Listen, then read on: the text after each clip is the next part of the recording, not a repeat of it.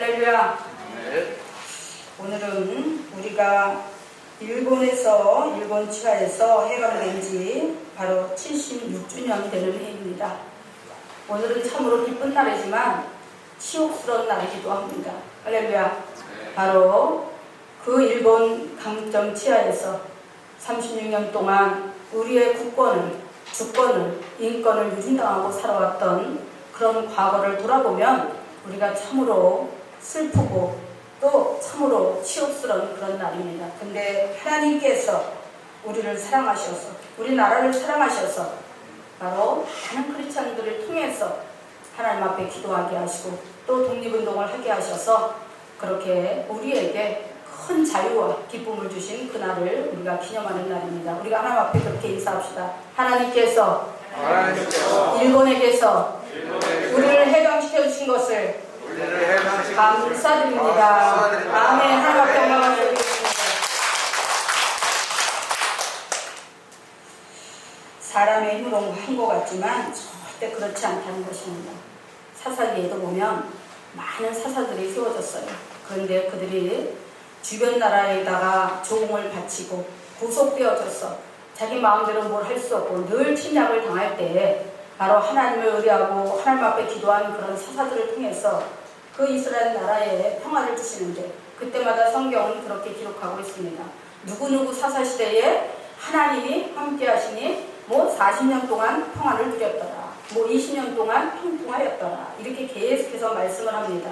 다시 말해서 역사의 주관자는 하나님이시라는 거예요. 할렐루야. 그렇기 때문에 우리가 크게는 늘 나라를 위해서 또 작게는 우리 가정과 또 우리의 소속된 그런 삶의 자리를 통해서 우리는 하나님의 그 놀라우신 역사하심과 그 주권과 인도하심을 우리는 늘 바라볼 수 있어야 하는 것입니다. 아멘. 오늘은 마태복음 22장 1절에서 14절 말씀을 가지고 잔치에 참여할 자 이와 주제로 은혜를 나누고자 합니다. 잔치는 기쁜 일이 있을 때 음식을 차려놓고 많은 사람들을 초대해서 함께 즐겁게 그 시간을 즐기는 것을 우리는 잔치라고 합니다.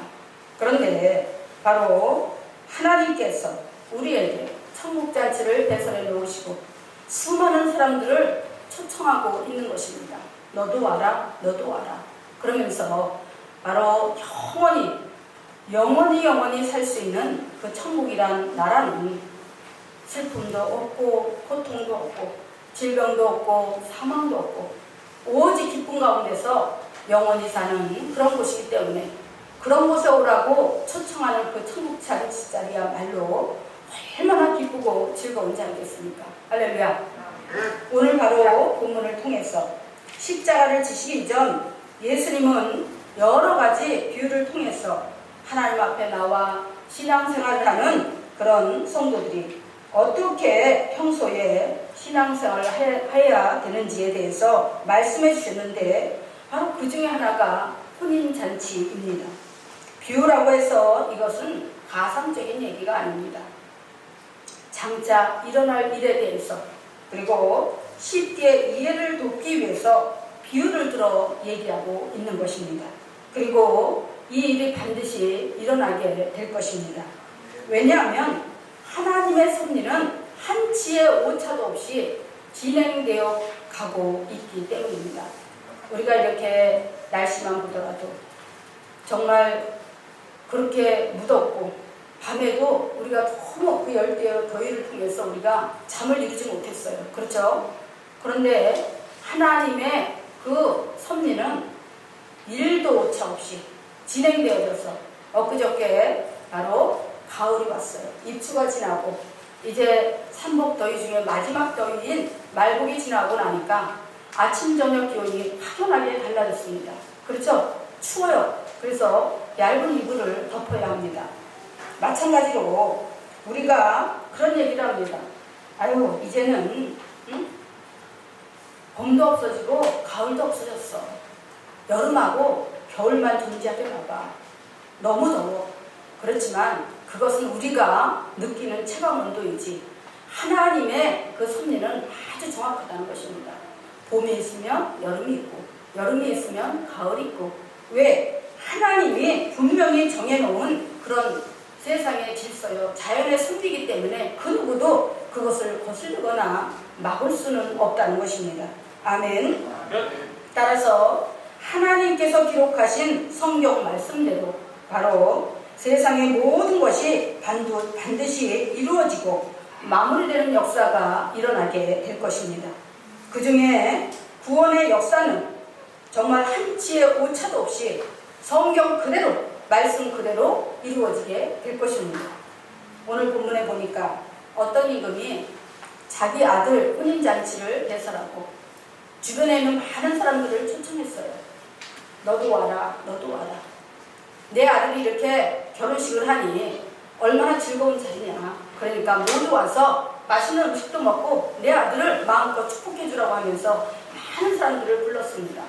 그러자 어떤 사람은 나는 이제 새로 장가를 가서 결혼을 해서 신혼을 즐겨야 된다. 그러니까 시간이 없어서 못 가겠다. 나는 소 한 마리를 샀는데 그 소가 일을 잘하는지 못하는지 그 능력을 한번 테스트 해봐야 되겠다. 그래서 밭을 갈러 가야 되니까 이 자리에 못 오겠다. 또 어떤 사람은 나는 사업을 하는데 상업자 먼 곳으로다 내가 비즈니스를 위해서 출장을 가야 되니까 내가 그 잔치 자리에 못 가겠다. 이러면서 한결같이 모두가 다 이 핑계 저 핑계를 대면서 다 거절합니다. 그 임금이 마음이 어땠을까요? 기분 나빴겠죠? 응? 그러자 이번에는 그 임금이 신하들에게 그렇게 말을 합니다. 저 넓은 사거리로 나가서 많은 사람들이 왕래하는 사거리로 나가서 거기에서 아무나 불러다가 강간하여서 데려다가 내 집에 채워라. 잔치자리 정말 맛있는 산해진미를 다 차려놓고 정말 즐거운 시간을 보내기 위해서 많은 사람들을 초청하는 그 자리에 아무도 오지 않는다면 얼마나 잔치를 배설한 사람의 심정이 마음이 상하겠습니까? 얼마나 실망스럽겠습니까? 바로 그 임금이 자기 아들의 혼인잔치를 배설하고 많은 사람을 초청을 했지만 아무도 오지 않자 이번에는 화가 나서 이제 강권해서 데려다가 내 집을 채우라고 얘기를 합니다. 그런데 안 오면 괜찮은데 두 번째 또 보내니까 이번에는 그 보낸 자들을 잡아서 죽이고 능력을 했어요. 망신을 줬어요. 응? 왜 우리가 그 혼인잔치에 가야 되는지 안 간다면 그만이지 왜 자꾸만 와서 귀찮게 하느냐고 오히려 그 사람들을 망신을 주고 그리고 죽여버렸습니다.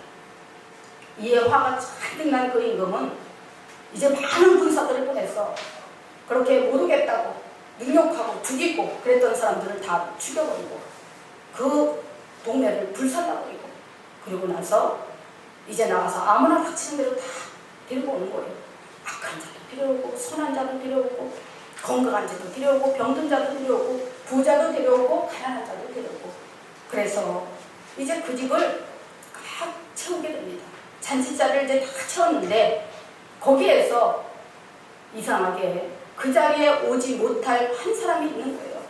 그 사람이 누구냐? 바로 예복을 입지 않은 사람이라고 성경은 말씀합니다.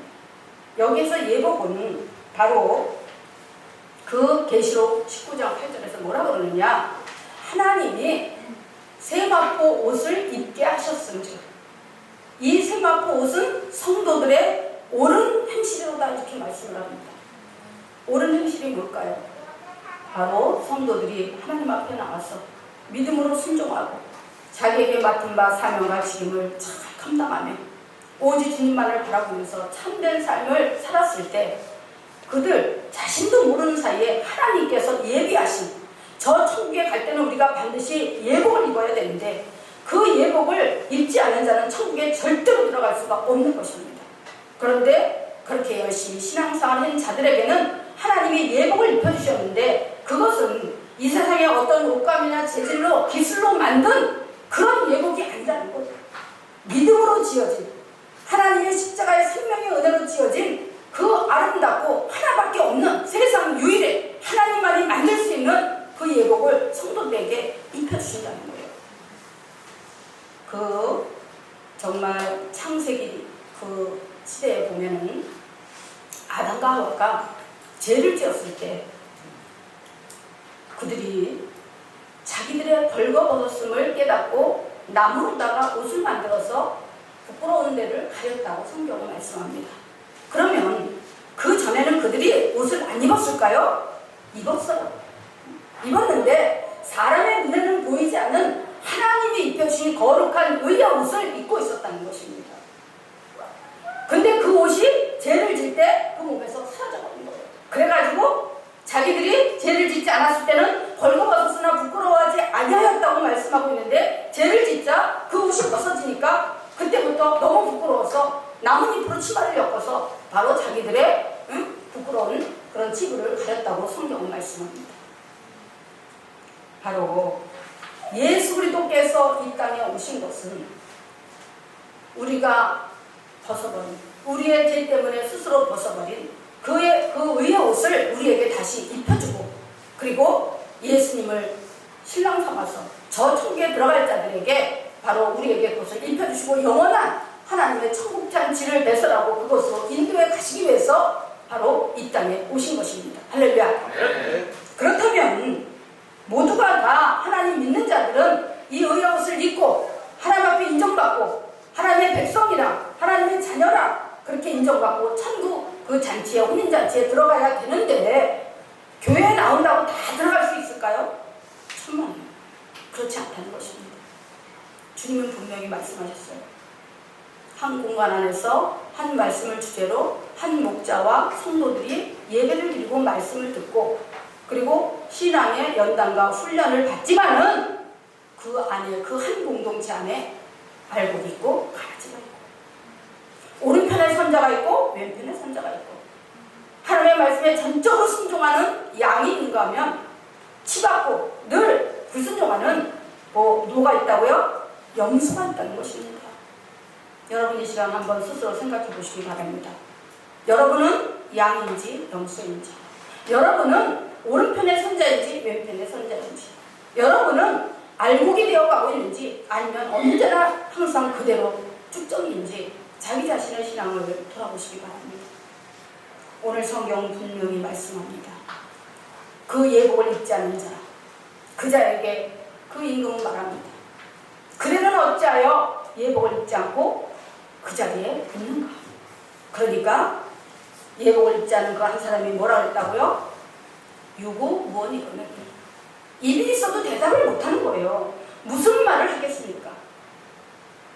우리의 이 신앙의 과정 동안, 그 과정이 10년일 수도 있고 20년일 수도 있고 30년일 수도 있고 40년일 수도 있는데 그 기간 동안 하나님은 우리에게 10번이고 100번이고 1000번이고 10,000번이고 기회를 주셨는데 우리가 변화되지 않고 우리가 믿음으로 살려고 노력하지 않고 그냥 왔다 갔다 세월만 보내고 시간만 참여했는데 이제 주님 앞에서 대수하는 그날이 오면은 무슨 말을 하겠습니까? 그러니까 입이 있어도 말을 못하는 유고무원이라고 말씀하고 있는 것입니다. 그렇다면 우리가 어떻게 해야 이 혼인잔치 비유를 통해서 장차 신랑으로 오실 구원의 그 천국 잔치 자리에 우리가 어떻게 하면 예복을 입고 어떻게 하면 신부가 되어서 예수님과 함께 그 천국 잔치 자리에 들어갈 수 있을까요? 첫째로 믿음이 있어야 합니다. 여기 마태복음 22장 12절에서 14절에 보니까 이렇게 말씀합니다. 가로되 친구여, 어찌하여 예복을 입지 않고 여기 들어왔느냐 하니 저가 유고무원이오늘 임금이 사람들에게 말하되 그 수족을 결박하여 바깥 어둠에 내어 던지라. 거기서 슬피며 이를 갈미 있으리라. 청함을 받은 자는 많되 택함을 받은 자는 적으니라. 여기에서 예복을 입지 않은 자는 믿음이 없는 자를 말하는 것입니다. 그저 아무 생각 없이 몸만 왔다 갔다 하는 그런 사람을 말하는 것입니다.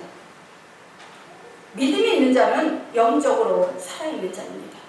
믿음이 없는 자는 교회를 오고 입으로는 주여 주여 하며 교회를 다닌다고 하지만 영적으로 죽은 자입니다.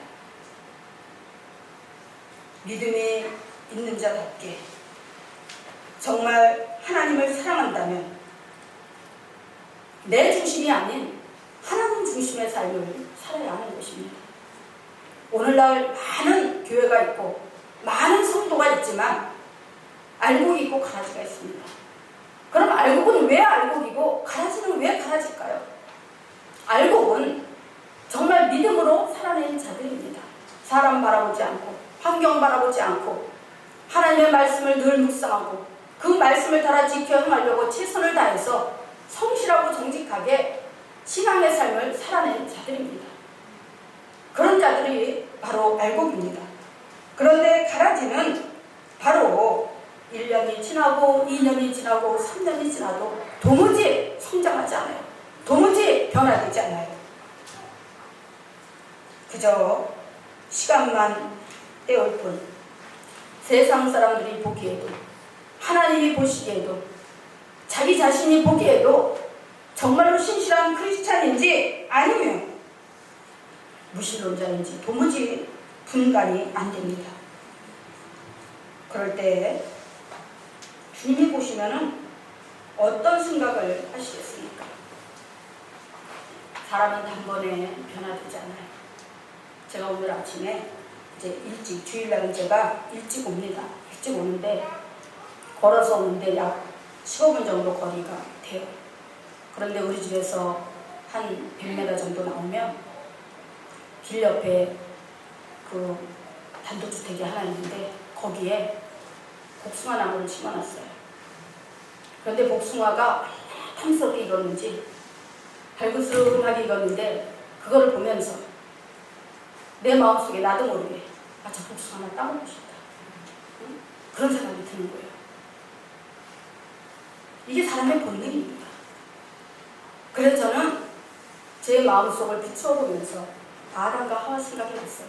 그래, 하나님이 에덴 동산에 만들어 놓은 그 선악을 알지 않은 나무의 가시는 얼마나 아름다웠을까, 얼마나 탐스럽고 먹음직해 보였을까. 그래서 성경 뭐라 그래요? 먹음직도 하고 보암직도 하고 지혜롭게 할 만큼 탐스럽기도 한지라. 그 순간에, 그 생각이 드는 순간에 하와는 그걸 뚝 따서 먹었다는 얘기예요. 할렐루야. 그런데 저는 그 생각을 하면서 그 복숭아를 따먹었을까요? 안 따먹었을까요? 따먹겠어요? 안 따먹겠어요? 따먹었습니다. 따먹었어요? 안 따먹었어요. 따먹었어요. 왜?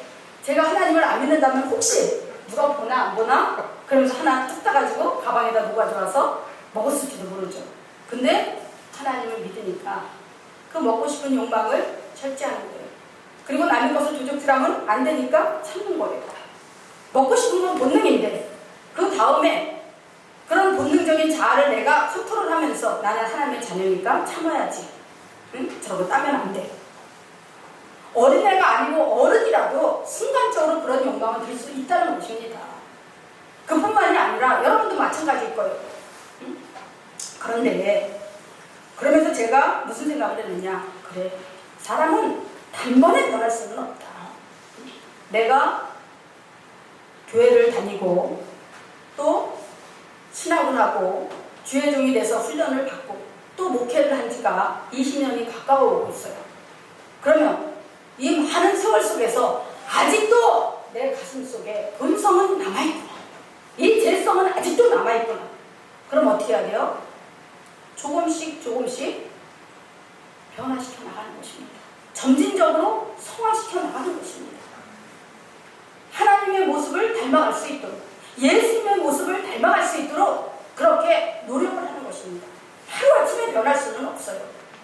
저는 여러분에게 오늘 교회 나왔으면 내일 변해야 됩니다. 내일 변해, 반드시 변해. 이렇게 여러분에게 강조하고 권면하고 싶지는 않습니다. 다만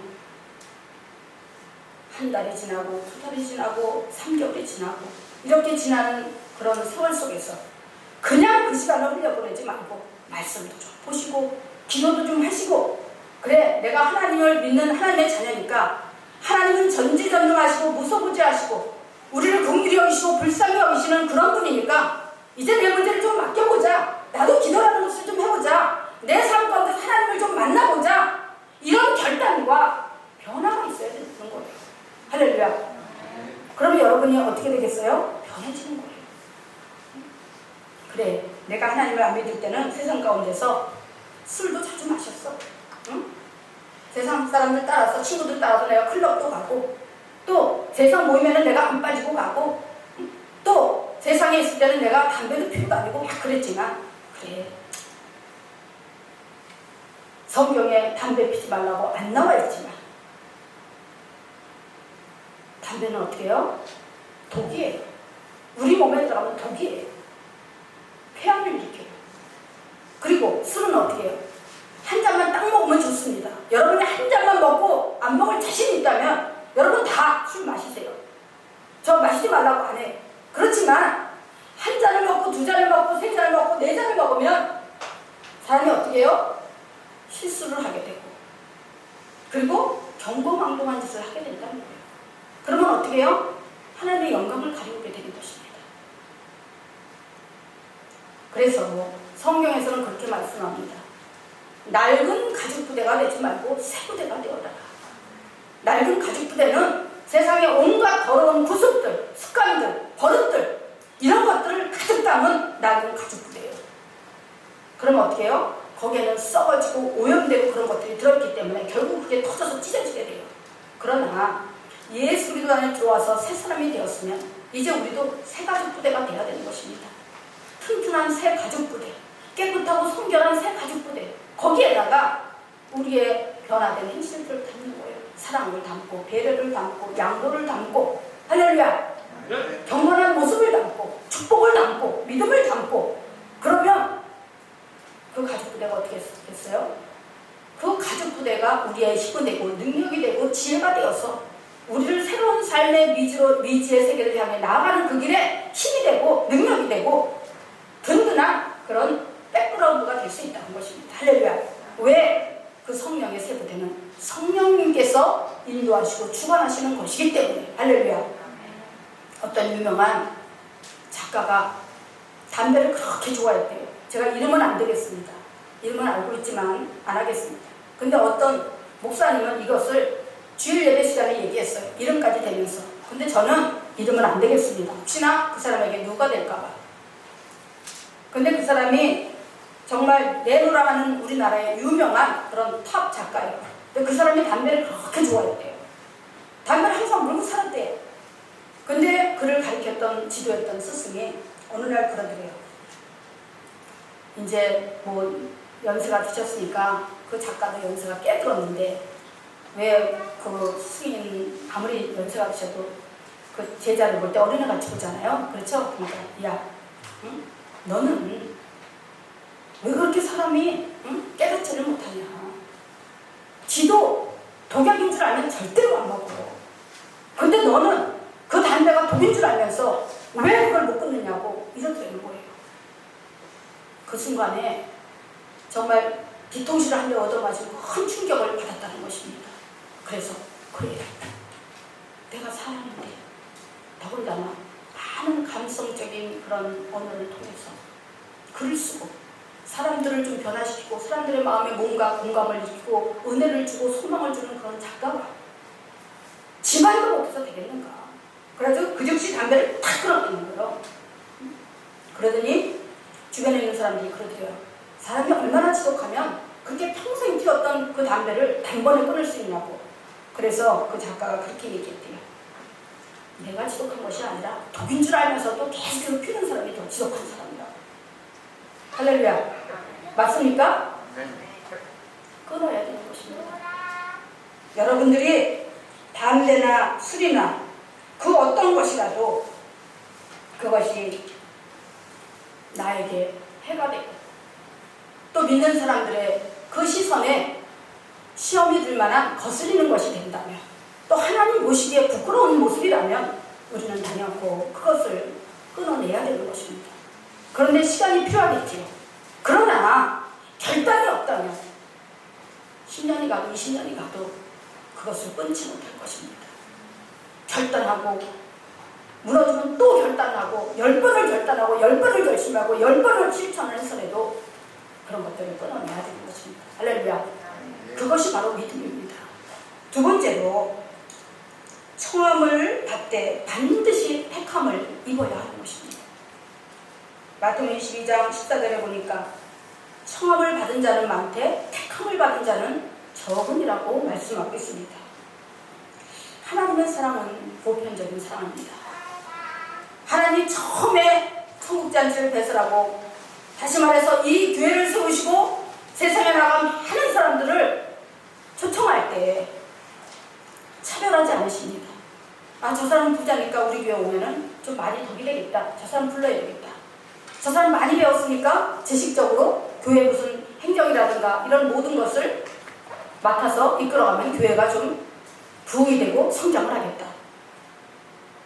이렇게 하나님은 차별을 두고 구별하고 부르시지 않는다는 거예요. 오늘 아들의 혼인잔치를 배설하고 많은 사람을 초청했던 그 임금처럼 너도 와라, 너도 와라, 너도 와라. 너 가난해도 괜찮아, 부자여도 괜찮아, 없어도 괜찮아, 못 배워서도 괜찮아, 네가 좀 지식이 있어도 괜찮아, 네가 좀 나쁜 짓을 하고 세상에서 욕먹는 그런 자리에 있을지라도, 네가 아무리 악한 자라도 괜찮아, 와. 너 착하게 살았지만 그래도 너도 교회로 와야 된다. 이러면서 많은 사람을 불렀습니다. 이것이 첫 번째 단계의 하나님의 초청입니다.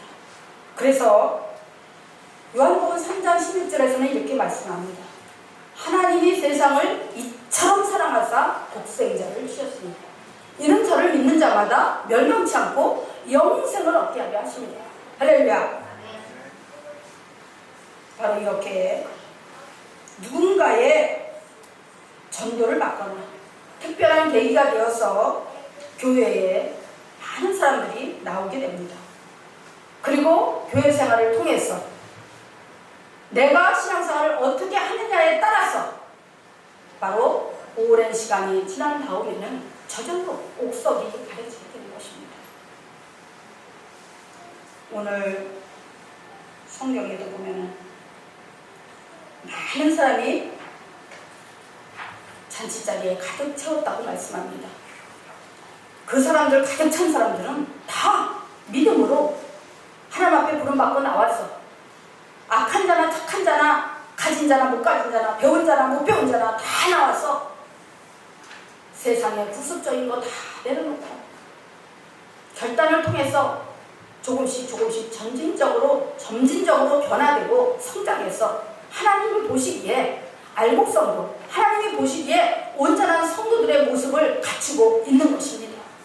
그런데 그 중에 유일하게 한 사람이 예복을 입지 않았다고 했어요. 물론 다 100% 온전히 예복을 입고 하나님 앞에 인정받으면 좋겠지만, 그런데 거기에서 유독 한 사람이 예복을 입지 않았다고 말씀하고 있습니다. 참 안타까운 일이죠. 저는 날마다 교회 와서 여러분 한 분 한 분을 놓고 기도하고, 여러분의 자녀 한 사람 한 사람, 여러분의 가족 한 사람 한 사람 아는 만큼은 제가 다 일일이 기도를 합니다. 그러면서 제가 가장 중점적으로 하는 기도가 뭐냐? 여러분 잘되고 성공시켜달라는 기도가 아니에요. 저는 목회자로서의 사명감과 소명의식을 가지고, 하나님, 우리 교회에 들어온 사람들은 제 영적인 수화에서 말씀을 배우고 기도를 배우고 믿음을 배우고 헌신봉사 충성을 배운 모든 자들은 한 영혼도 실족하지 않고 다 주님의 재림의 첩경을 예비할 수 있는 그 자리에 서게 해주세요. 그리고 장차 주님이 오시는 그날에, 신랑되어 오시는 그날에 신부되어서 모두가 다 예복을 입고 주님을 맞이할 수 있게 해주세요. 저는 그렇게 기도를 합니다. 그리고 여러분의 자녀들, 안 나오는 사람들까지도 다 기도하면서 그 과정이 일만을 하나님만 섬기게 해주세요. 복음만 되게 해주세요. 그러면요, 어떤 때는 정말 제 감정과는 별도로 그냥 눈물이 쏟아질 때가 있어요. 통곡이 나올 때가 있어요. 그런데 여러분 자신들은 모르는 분들이 너무 많다는 것입니다. 내가 왜 신앙생활을 똑바로 해야 되는지, 왜 내가 지금 예수를 믿어야 되는지, 왜 내가 이렇게 전도를 해서 정말 교회 안으로 예수님 오시기 전에 이 믿음의 공동체 안으로 데리고 와야 되는지 모르는 분들이 너무 많이 있다는 것입니다. 교회는 뭐 하는 곳이에요? 내 집은 만민이 기도하는 집이라고 말씀하셨습니다. 여러분이 집에서 기도하는 것도 좋습니다. 안 하는 것보다는 100배 나아요. 그러나 하나님이 구별하신 이 거룩한 성전, 하나님의 이름을 두고 마음을 두고 하나님의 시선이 늘 머문다고 말씀하신 이 거룩한 성전에 와서 여러분이 정말 뛰어난 하슬로다가 이런저런 많은 말을 아무리 조리 있게 1시간을 기도했다 할지라도 하나님 앞에 내가 기도할 줄은 모르지만 아버지, 주여, 저는 언제나 아버지의 긍휼을 기다리는 죄인입니다. 한마디 하면요 아마 눈물이 펑펑 쏟아질 거예요, 여러분. 응? 그럼 하나님이 어떤 기도를 듣겠어요? 작은 기도이지만 마음을 온전히 털어놓는 기도, 하나님과 공감되는 기도, 하나님의 마음을 울리는 기도, 그 기도를 받으신다는 것입니다. 할렐루야. 네. 바로 하나님 앞에 택함 받을 수 있는 자들, 1차가 초청이라면 2차는 택함입니다. 그런데 하나님은 세상에서 1차, 2차 다 결정하시는 게 아니에요. 교회 안에서 신앙생활을 통해서 한 곳에 다 모아놓고 군인들을 훈련하듯이 훈련시키시고 그 속에서 정말 하나님 앞에 택함 받은 자들 2차로다가 결정을 하신다는 것입니다. 나는 하나님 앞에 택함 받을 수 있다 하시는 분 손 들어보세요. 나는 하나님 앞에 택함 받을 수 있다. 손을 못 드신 분들은 뭐예요? 응? 자신있게 손 들어야 되는 거예요. 다시 한번, 나는 하나님 앞에 선택 받을 수 있다 하는 분 손 들어보세요. 다 드세요, 다. 오늘도 있고 내일도 있고 모레도 있습니다. 그 시간 안에 여러분이 오늘 이 순간에 이제 결단을 하신다면 여러분은 2차로다가 반드시 택함 받을 수 있습니다. 할렐루야. 하나님은 최고를 원하는 게 아니에요. 최선을 원하시는 것입니다.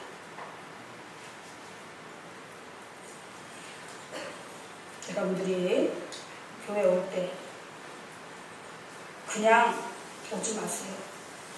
사모하는 마음으로, 기쁜 마음으로, 행복한 마음으로 저녁에 잠들기 전에 하나님 앞에 드릴 내 몸과 마음과 시간을 준비하고, 그리고 하나님 앞에 정석과 물질도 준비하고, 여러분의 마음 가는 대로 그렇게 해서 그 다음날 일찍 일어나셔서 잘 정리하고 준비하고 그리고 교회에 오세요.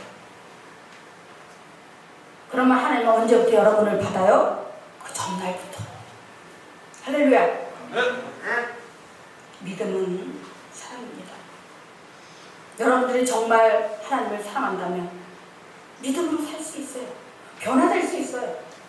성장하고 성숙한 크리스찬이 될 수 있습니다.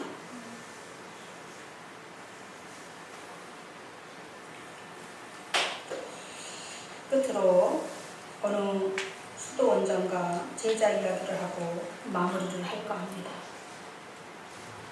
어느 수도원에 많은 제자들이 있었습니다. 그 중에는 잘난 사람도 못난 사람도, 많이 배운 사람도 못 배운 사람도, 많은 세상 경험이 있는 사람도 없는 사람도, 여러 가지 형태의 그런 제자들이 있었습니다. 그런데 유독 그 수도원장은 한 제자를 아끼고 사랑했습니다. 그러자 나머지 제자들이 항의를 하는 거예요. 질투를 하고 셈을 내는 거예요.